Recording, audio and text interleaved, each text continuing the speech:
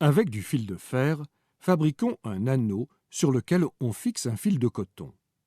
Le fil ne doit pas être tendu, mais au contraire pendre assez librement. Plongeons l'anneau dans de l'eau additionnée de produits vaisselle. Lorsqu'on le ressort, un film de savon apparaît de chaque côté du fil qui reste non tendu. Crevons alors l'une des surfaces savonneuses. Cette fois, le fil se tend en formant un arc de cercle.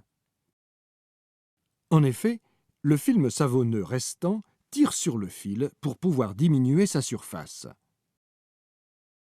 Si on crève ce film, le fil de coton n'est plus soumis à la tension superficielle créée par l'eau savonneuse et pend de nouveau librement.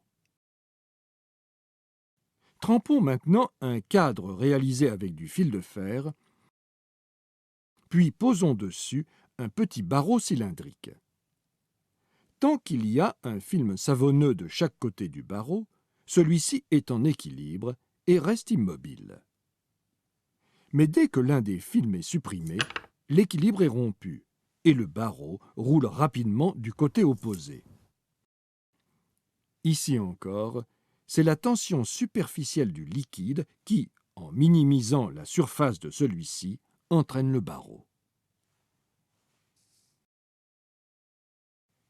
Réalisons enfin, toujours avec du fil de fer, une structure en forme de tétraèdre régulier et trempons-la dans le récipient d'eau savonneuse. On pourrait penser qu'en la ressortant, on va observer les films tendus sur les 4 faces du tétraèdre. Or, il n'en est rien.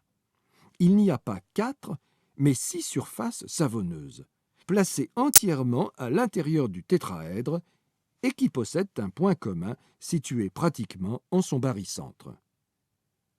On peut montrer que la surface totale de ces 6 surfaces est inférieure à la somme des aires de chaque face. Le liquide a, ici encore, trouvé une solution géométrique qui rend sa surface minimale.